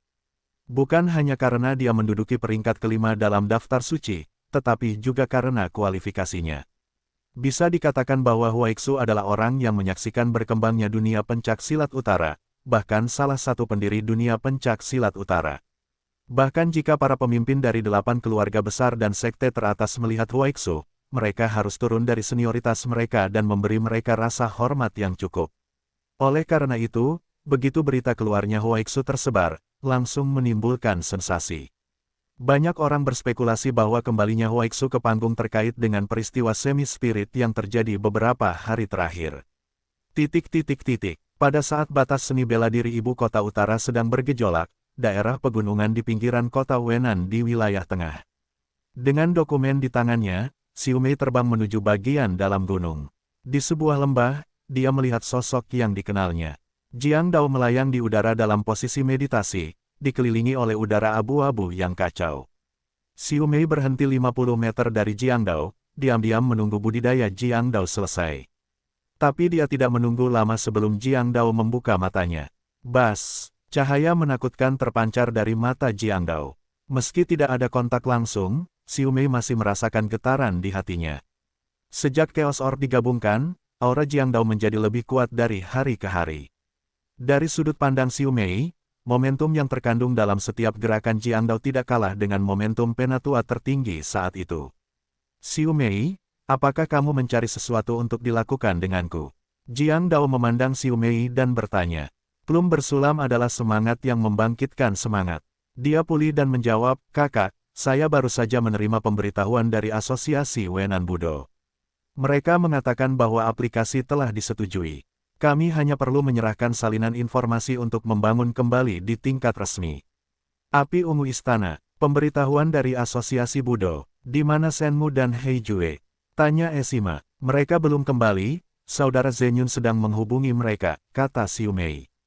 Dokumen di tangan Xiu Mei segera terbang menuju Jiang Dao. Dokumen ini adalah sertifikat lisensi dari kakak senior Shenmu dan kakak senior Heijue. Keduanya mungkin juga tidak sabar, jadi biarkan orang lain mengirimkan kembali lisensinya terlebih dahulu, kata Xiu Mei. Beberapa detik kemudian, dokumen ini terbang ke tangan Jiang Dao. Jiang Dao mengambilnya di depannya, menciumnya, dan wajahnya segera menjadi suram. Ada bau berdarah di dokumen ini. Ze hitam dan kayu apung. Jiang Dao segera menutup matanya dan menggunakan inspirasi jiwanya untuk menghubungi Heijue dan Shenmu, tapi dia tidak mendapat tanggapan apapun. Ketika Jiang Dao membuka matanya lagi, sudah ada niat membunuh yang kuat di matanya. Ada apa, kakak? Xiu Mei langsung bertanya ketika wajah Jiang Dao begitu muram. Saudara laki-laki. Pada saat ini, sesosok tubuh terbang dengan cepat dari belakang, dengan suara yang cepat. Segera, Zenyun mendatangi tubuh Jiang Dao. Saudaraku, Shenmu dan Heijue, kata Zenyun dengan mata memerah dan wajah pucat. Saya sudah tahu. Wajah Jiang Dao sangat dingin, dan energi kekacauan di sekitar tubuhnya tiba-tiba meningkat, dan kecepatan berputarnya menjadi semakin cepat. Siapa yang membunuh mereka? Siapa itu? Zenyun gemetar. Saat ini, Xiu Mei terbangun di belakangnya, dan darah di wajahnya menghilang dengan mata telanjang. Kakak senior Shenmu dan kakak senior Heijue meninggal. Mereka baru saja pergi ke Beijing untuk mengajukan lamaran, bagaimana mereka bisa mati? Siapa yang akan membunuh mereka? Mata Xiu Mei memerah, dan dia melihat ke arah Jiang Dao di depan. Saudaraku, aku akan membawa junior lainnya dan pergi ke Beidou bersama sekarang. Aku harus mencari tahu siapa yang membunuh Shenmu dan Heijue. Dahi Zenyun pecah menjadi urat biru, dan berkata dengan kejam. Saya tidak setuju. Jiang Dao melirik Zenyun dan berkata dengan dingin, tidak peduli siapa yang membunuh Shenmu dan Heijue, kekuatannya tidak akan lebih rendah darimu. Pergi ke Beidou lagi gelombang www.novelringan.com gelombang juga tidak bisa membalaskan dendam mereka. Jangan lupakan saja, Zenyun bertanya secara retoris. Tidak, tentu saja tidak. Mata Jiang Dao penuh dengan niat membunuh, dan dia berkata dengan dingin, alasan Shenmu dan Heijue pergi ke ibu kota utara adalah untuk membangun kembali Istana Api Ungu. Sekarang, kita harus menyelesaikan ini dulu. Benda, setelah itu, aku akan melakukannya. Pergilah ke Beidou sendiri. Aku akan menggunakan metodeku untuk menemukan si pembunuh dan membuatnya membayar mahal. Zenyun terengah-engah, menatap Jiang Dao, tidak lagi berbicara. Dan Xiu Mei di belakangnya tidak bisa menahan tangisnya. Kakak senior Heijue, kakak senior Shenmu, mereka selamat dari bencana tahun ini. Akhir cerita seperti ini tidak diragukan lagi adalah yang paling sulit mereka terima. Fang Yu kembali ke rumah dan pergi ke lantai 2 paviliun kitab suci Tibet, membolak-balik buku sendirian. Dia ingin melihat apakah sesuatu seperti Hong Chen Guo tercatat dalam buku-buku ini. Namun setelah menghabiskan sebagian besar malam, Fang Yu tidak membaca buku apapun tentang Hong Chen Guo. Setelah memikirkannya, Fang Yu kembali ke lantai pertama. Buku-buku yang ditempatkan di sini sebagian besar adalah legenda dan mitos. Di buku-buku ini, apakah akan ada catatan tentang Hong Chen Guo? Di tengah malam, Fang Yu terjun ke dalam buku itu lagi, tidak mampu melepaskan diri. Hingga matahari pagi terbit keesokan harinya, buku-buku Fang Yu bertumpuk seperti bukit, namun ia tetap tidak dapat menemukan informasi yang diinginkannya. Tuan, apa yang kamu cari? Xiao Fengcai muncul di samping Fang Yu, memiringkan kepalanya dan bertanya, kamu telah mencarinya sepanjang malam, apakah kamu tidak menemukannya? Mengapa kamu tidak meminta bantuanku? Minta bantuanmu, apa yang bisa kamu bantu? Fang Yu mengerutkan kening dan berkata, kamu, jangan meremehkanku. Xiao Fengling berkata tidak yakin. Kalau begitu, bantu aku menemukan buku yang mencatat buah debu merah. Fang Yu berkata, merah-merah, debu dari debu, buah dari buahnya. Petik 2. Hong Chen Guo, ekspresi Xiao Fengling berubah. Pernahkah kamu mendengarnya? Fang Yu bertanya. Xiao Fengcai melirik ke arah Fang Yu dan berkata, ya, menurutku nama itu sangat familiar, tapi apa sebenarnya itu? Aku tidak dapat mengingatnya lagi. Pikirkan baik-baik, kata Fang Yu sambil duduk tegak, menatap Xiao Fengcai. Little Win Chai mengulurkan tangannya untuk menopang dagunya, alisnya berkerut, dan dia tampak merenung.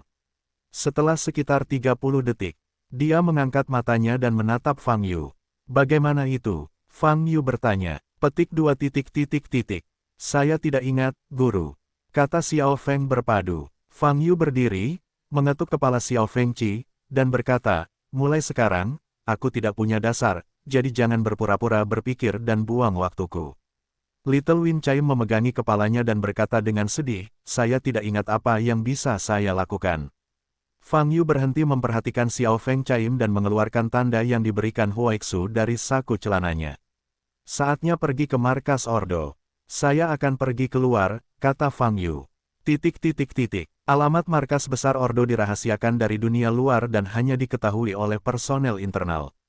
Tapi Huaixu cukup mengetahui alamat ini dan langsung mengirim Zheng Ze untuk memimpin Fang Yu. Zheng Ze sedang mengendarai mobil, dan Fang Yu sedang duduk di kursi kopilot dan melaju menuju markas Ordo. Huaixu dulu pergi ke markas besar organisasi ketertiban. Fang Yu bertanya, ya, sebelum berselisih dengan Guru Agung Tianchen, Guru sering pergi ke markas besar Ordo Ketertiban dan minum teh serta bermain catur dengan Guru Agung, kata Zheng Ze. Huaixu memiliki temperamen yang baik, bagaimana dia bisa berselisih dengan Tuan Besar Tianchen itu? Fang Yu bertanya lagi. Saat menyebutkan kejadian ini, jejak kemarahan muncul di mata Zheng Ze.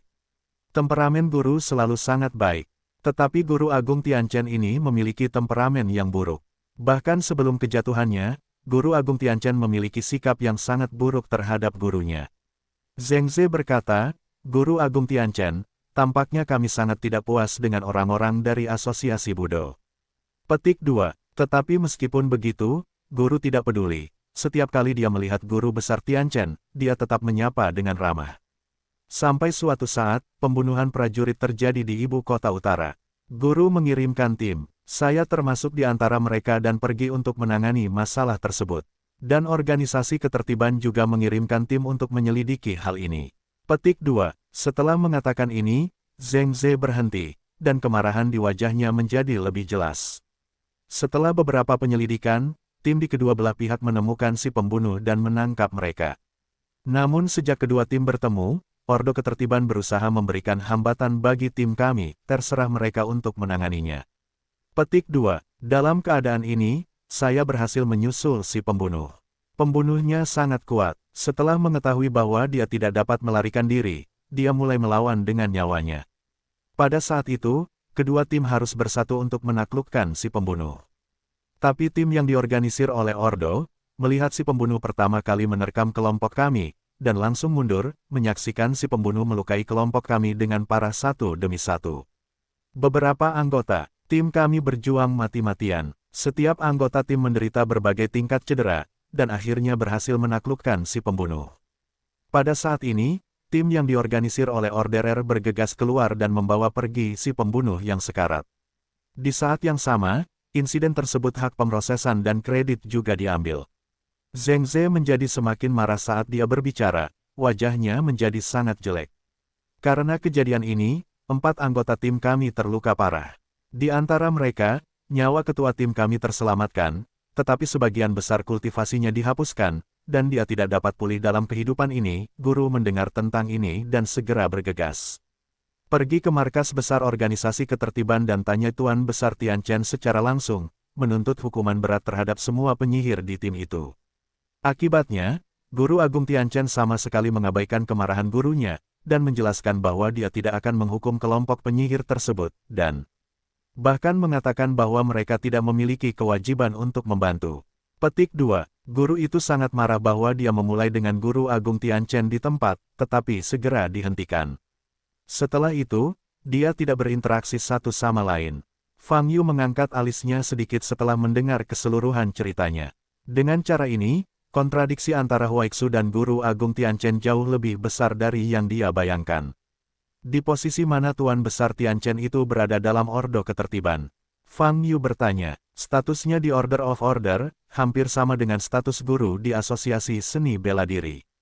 Jawab Zheng Ze. Sampai saat ini semuanya, gurumu malah memintaku untuk datang ke penyelenggara ketertiban. Saya pikir, Zheng Ze mengertakkan gigi dan berkata, guru benar-benar membutuhkan seorang pelayan, jika tidak, dia tidak akan berpikir untuk mencari organisasi pemesan. Selanjutnya, guru dan arkmage lainnya di organisasi ketertiban masih berada dalam privasi, dan hubungannya baik. Selama kita tidak melihat Guru Agung Tian Chen, seharusnya tidak ada masalah. Oke, Fang Yu mengangguk, tidak berkata apa-apa. Setelah 1,5 jam, mobil melaju ke kota tua ibu kota utara dan berhenti di depan gerbang sebuah gedung. Bangunan ini menempati area yang luas, namun tampilannya agak tua dan terlihat kuno. Berdiri di depan gerbang dan melihat ke dalam, Anda akan merasa bahwa ini adalah lantai yang ditinggalkan, dan Anda tidak dapat melihat siapapun. Fang Yu dan Zheng Ze turun dari mobil dan berjalan menuju gerbang. Ketika dia hendak melewati gerbang, perisai seperti gelombang air semi-transparan tiba-tiba muncul di depannya, menghalangi Fang Yu dan Zheng Ze. Fang Yu mengeluarkan token yang diukir dengan kata, Tong, dari sakunya dan menyajikannya di depannya. Setelah 2 detik, perlawanan di depannya menghilang. Fang Yu dan Zheng Ze maju selangkah, melangkahi perisai seperti gelombang ini, dan pemandangan di depan mereka berubah drastis. Ada beberapa bangunan mirip kastil di depannya, dan ada banyak orang yang mengenakan seragam jubah biru di depannya. Orang-orang ini harus menjadi penyihir dalam ordo. Dan tempat ini, jelas merupakan ruang independen. Halo, Anda sudah memiliki izin, apa yang bisa saya lakukan dengan Anda? Sebelum Fang Yu dan Zheng Ze maju, sebuah cahaya muncul di depan mereka, dan seorang wanita berkacamata muncul. Saya mencari Mo Xiu, kata Fang Yu.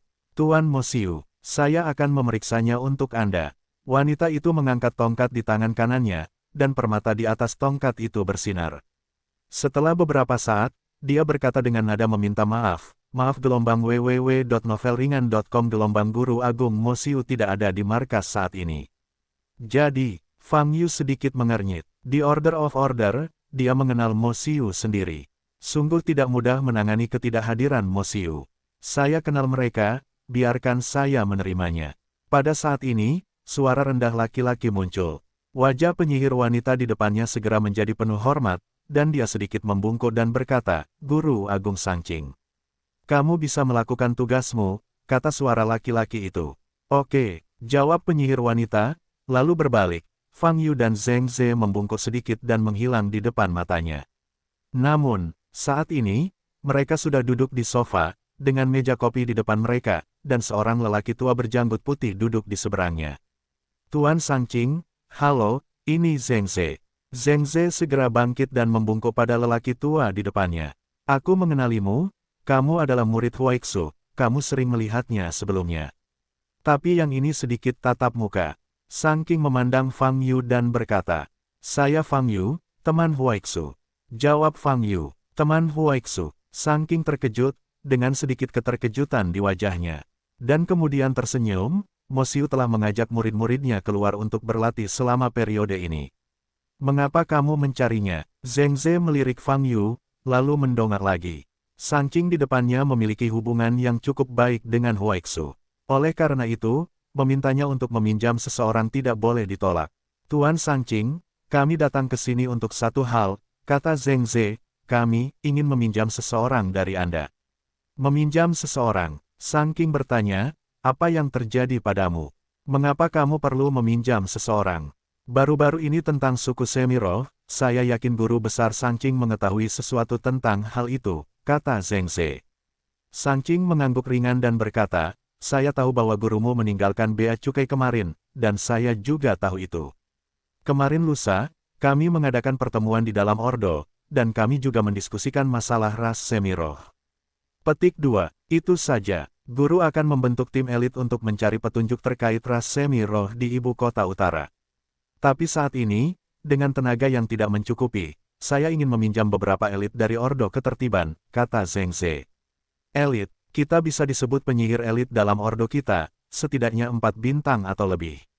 Tapi berdasarkan pemahamanku tentang Huaixu, dia pasti ingin meminjam penyihir di atas 5 bintang. Sanqing tertawa. Melihat Sanqing mengatakan ini, Zheng Ze merasa penuh harapan, jadi dia bertanya, Tuan Sanqing, ini bukan hanya apakah Anda bersedia. Petik 2. Tentu saja saya bersedia, tetapi, bahkan jika saya mengirim murid-murid saya sendiri, saya harus melewati level Guru Agung Tianchen, kata Sanqing.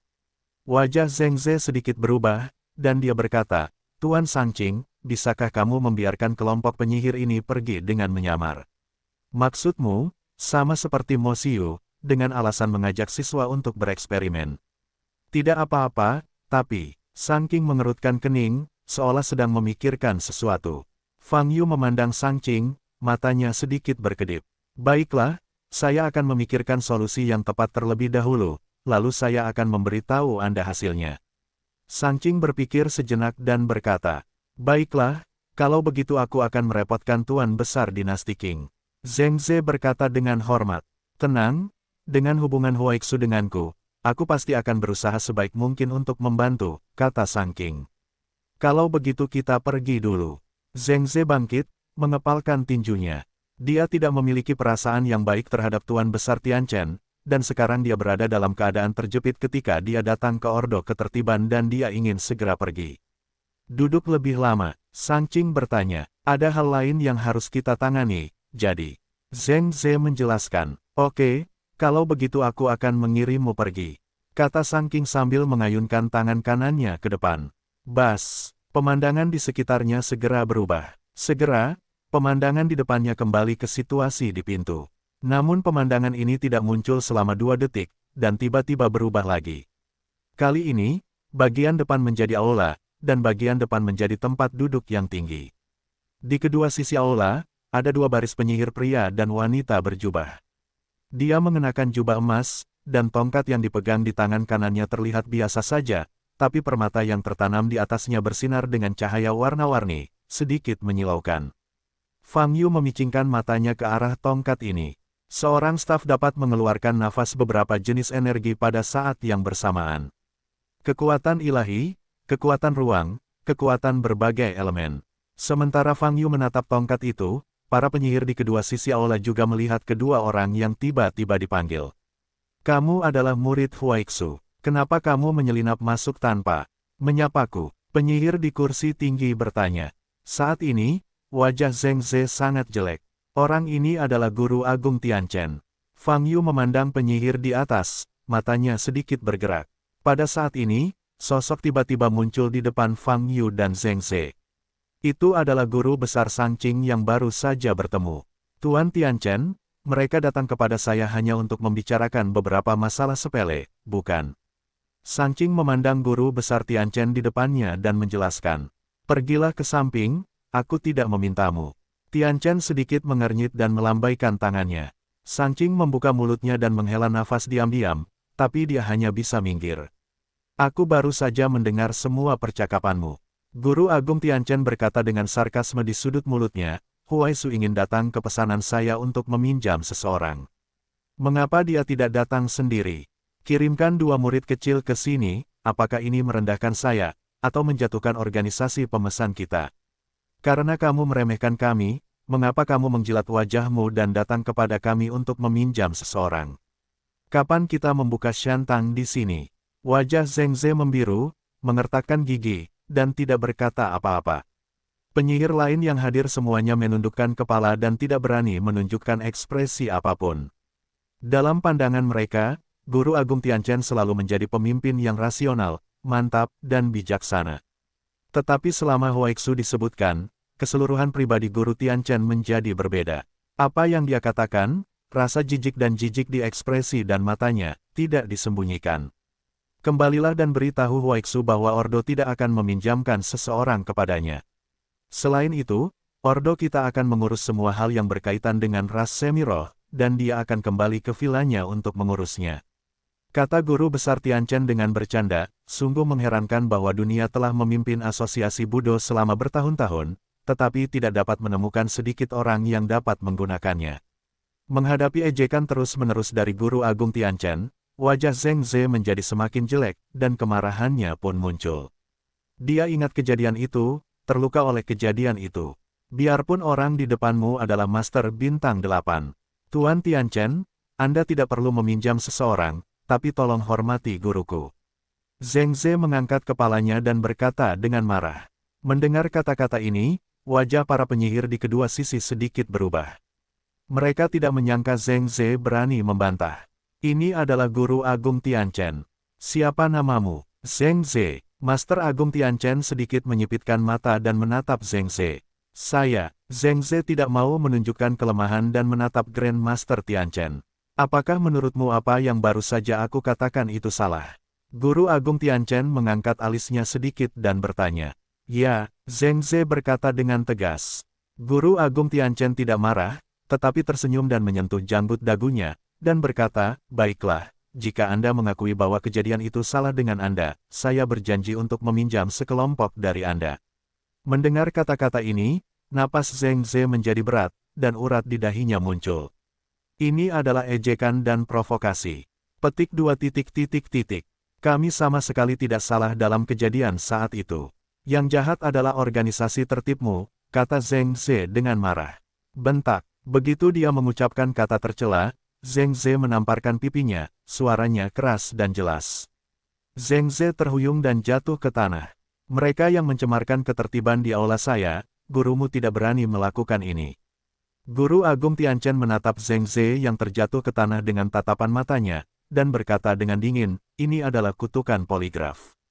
Jika apa yang Anda katakan adalah kebohongan, kehendak Fasen akan mengajari Anda untuk saya. Jika kamu tidak percaya, kamu bisa mencobanya lagi. Pada saat ini, mulut Zheng Ze berdarah, matanya merah, dan dia menatap Guru Agung Tianchen di kursi tinggi, dan berkata lagi, kamu dan pemesan, maksudnya. Petik 2. Bentak. Ada suara tajam lainnya. Kali ini, intensitasnya jauh lebih besar. Gelombang www.novelringan.com. Gelombang Zheng Ze terbang 2 atau 3 meter ke samping, dan lebih banyak darah mengalir keluar dari mulutnya. Kemarahan membuat seluruh tubuh Zheng Ze gemetar, tetapi menghadapi Guru Agung Tianchen yang kuat, dia tidak dapat melawan. Saking menghela nafas, mengambil satu langkah ke depan, dan berkata, Tuan Tianchen, bagaimanapun juga, pihak lain hanyalah seorang junior, tidak perlu. Anjing tua Tianchen, kamu adalah orang yang tercela dan tidak tahu malu. Saat ini, suara pelan tiba-tiba terdengar dari belakang. Wajah orang-orang di seluruh aula berubah. Para penyihir dengan kepala tertunduk di kedua sisi mengangkat kepala dan melihat ke sumber suara. Pada saat ini Fang Yu, dengan senyum tipis di wajahnya, memandang Guru Besar Tianchen di kursi tinggi.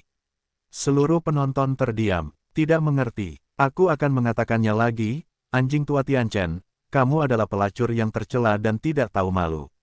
Fang Yu berkata, kali ini, kamu seharusnya bisa mendengar dengan jelas, kan?